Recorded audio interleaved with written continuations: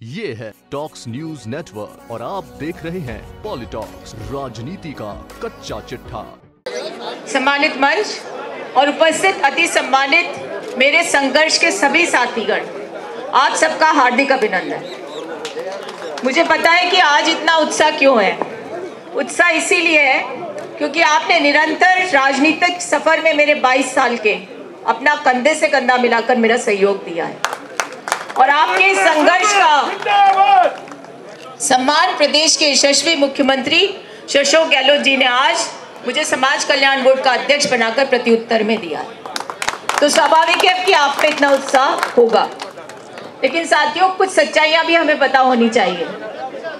मैं आपको बताऊं कि आज ये पद जो हमें मिला, ये मुख्यमंत्री जी की सदाशयता और जन कल्याण की भावना का ही कारण है। अन्यथा तो केंद्र की मोदी सरकार ने समाज कल्याण बोर्ड को ध्वस्त कर दिया, उस पर ताला लगा दिया है। जब हमारे अपॉइंटमेंट में कुछ समय लगा तो लोग शंकित हुए थे, लेकिन उसका एकमात्र कारण था कि समाज कल्याण बोर्ड का जो अध्यक्ष बनता है राज्यों में, उसमें केंद्रीय समाज कल्याण बोर्ड की कंसेंसस की आवश्यकता होती है। परंतु 2019 में केंद्र की मोदी सरकार ने जब प्लानिंग कमीशन को पिछले कार्यकाल में खत्म किया था और नीति आयोग बनाया, तो उस नीति आयोग का सबसे पहला जो एक फरमान था वो ये था कि जन कल्याण को बंद कर दे केंद्र की मोदी सरकार।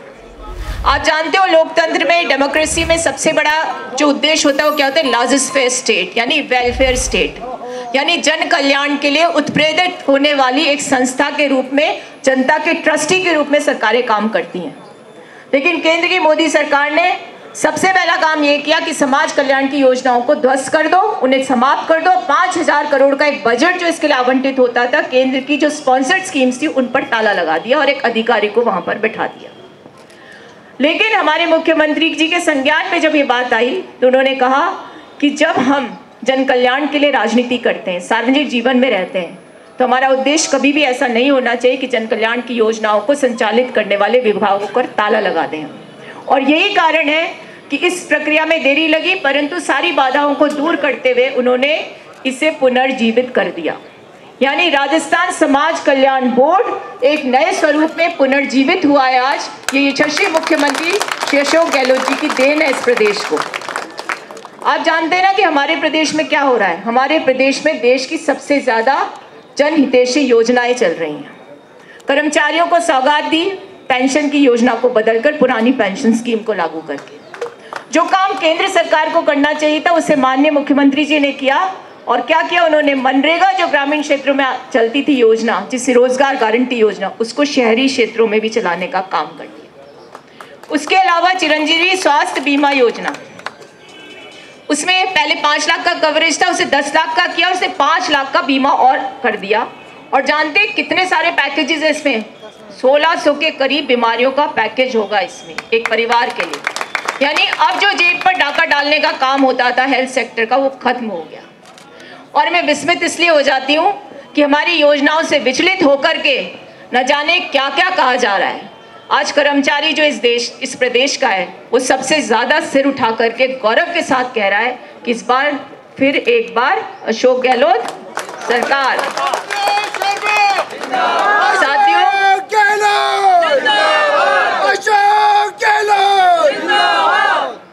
साथियों, आज जो हमने ये पदभार ग्रहण समारोह में इस तरह से आप लोगों ने शिरकत किया, ये आपका प्रेम है, आपका सौहार्द है, मेरे प्रति आपकी सद्भावना है। और इसका कारण भी है क्योंकि आप भी महसूस करते हो कांग्रेस कार्यकर्ता के रूप में कि जब जब मुझे पार्टी में कुछ मिला, एक कार्यकर्ता का सम्मान हुआ है। और एक उदाहरण प्रस्तुत किया कांग्रेस पार्टी ने कि यदि आप निष्ठा, समर्पण और अपने कर्तव्य परायणता का परिचय दोगे तो आपको कुछ मांगने की जरूरत नहीं है। आपको आपकी योग्यता, आपकी निष्ठा, आपके समर्पण के आधार पर आपको नवाजे जाने की परंपरा हमारी पार्टी में है। और हम जिस प्रकार से इस प्रदेश में जनता की सेवा कर रहे हैं वो अतुलनीय है। इसलिए है कि कोविड काल एक ऐसी महामारी आई, 100 वर्षों में एक बार आती है।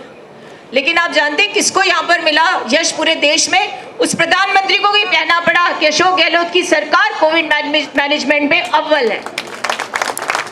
और हमारे मुख्यमंत्री जी ने एक दिन चैन से नहीं बैठे जब कोविड काल चल रहा था। वीसी के माध्यम से समाज के प्रत्येक वर्ग प्रत्येक व्यक्ति से संवाद स्थापित किया और उसका परिणाम ये निकला कि मौतों का सिलसिला हमारे प्रदेश में सबसे कम था। जो महंगी दवाइयाँ थी सुलभता के साथ उपलब्ध थी और प्रत्येक कार्यकर्ता हमारा इस चीज़ को सुनिश्चित कर रहा था कि अपने स्तर पर जनता की सेवा की जाए। और आप जानते हो हमारे राष्ट्रीय अध्यक्ष जो यूथ कांग्रेस के थे उनको राजद्रोही बताया। क्यों बताया पता है आपको? क्योंकि उनको अच्छा नहीं लग रहा था बीजेपी के लोगों को कि हम सिलेंडर ले जाकर जीवन रक्षक के रूप में वहाँ उपस्थित हो रहे। तो मैं सिर्फ आपसे इतना कहना चाहती हूँ, क्योंकि यहाँ पर मालवीय नगर से बाहर की भी जनता है जिनका मुझसे प्रेम, मेरे प्रति एक आशीर्वाद है, वो सब स्वस्फूर्त होकर के यहाँ पहुँचे। एक तो मैं आपका आभार व्यक्त करती हूँ कि आप इस धूप में भी बैठ करके मुझे सुनने का श्रम कर रहे हैं। ये कार्यक्रम आयोजित करने का उद्देश्य आपकी ही प्रेरणा थी, आप लोगों की इच्छा थी कि हम लोग जाकर के आपको पदभार ग्रहण करवाएंगे। और यही कारण है कि आज मैं अभिभूत महसूस करती हूँ कि आप लोग हमेशा की तरह मेरे साथ हो। हम लोगों ने जो पिछला चुनाव लड़ा ये भाग्य की हार थी, वरना आपने भरपूर समर्थन दिया। आप लोगों ने मुझे वहाँ पहुँचाया जहाँ पर मालवीय नगर में सोचा नहीं जा सकता था। मैं आपकी आभारी हूँ। अब चूंकि पार्टी ने आपके उस संघर्ष को, आपकी उस निष्ठा को एक तरह से सम्मान दिया है, तो मेरा आपसे अनुरोध है कि जब मैं समाज कल्याण की सेवा में तत्पर रहूं, उस दौरान मालवीय नगर की जनता की सेवा करने में मेरे साथ उतना ही सहयोग दें जैसे हमेशा देते रहे।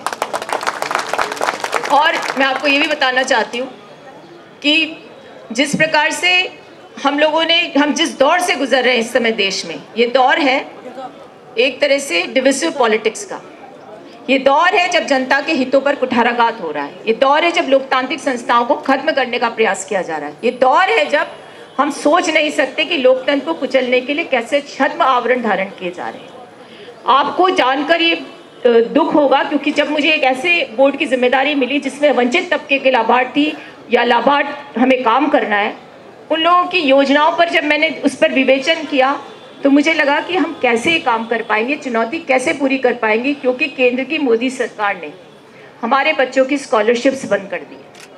केंद्र की मोदी सरकार ने अल्पसंख्यक या SC ST या गरीब तबके के लिए जो समर्पित योजनाएं थी उन्हें खत्म कर दिया। मेडिकल सेक्टर के बजट को स्लैश कर दिया। और सबसे बड़ी बात मैं आज बताऊं, जिस उज्ज्वला को लेकर के ढिंडोरा पीट रहे हैं उसके बजट को 1/4 से भी कम कर दिया।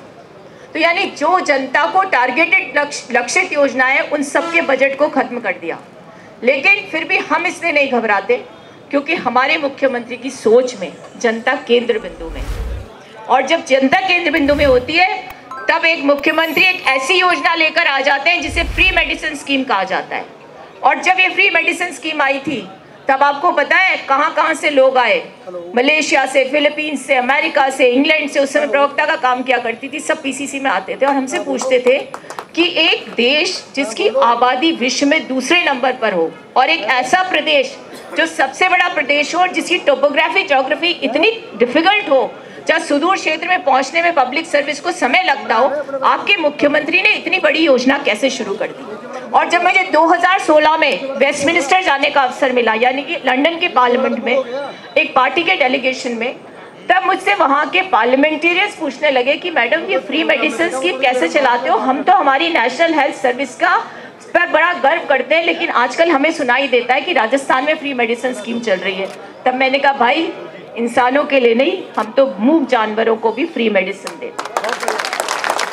जिस प्रदेश में जानवरों के लिए भी सोच हो तो आप सोच सकते हो कि मोदी ताला लगा दे समाज कल्याण की योजनाओं पे तो मुख्यमंत्री उस ताले को बंद रहने देंगे।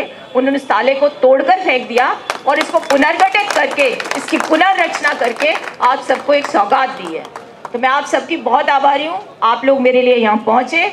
इससे पता चलता है कि आप लोगों ने मेरे प्रति जो प्रेम अपने दिल में रखा है उसमें दिन रात उन्नति और प्रगति हो रही है। और इसको यूं ही कायम रखिएगा, क्योंकि अभी धर्मेंद्र राठौड़ जी मुझे कह रहे थे, कृष्णा जी मुझे ऐसा लगता है कि आपकी क्या कहते हैं पदोन्नति से आपके कार्यकर्ता में सचमुच में खुशी का संचार हुआ है, और अगर ये संचार कायम रहा तो भाई अगली बार आपको जीतने से कोई नहीं रोक सकता।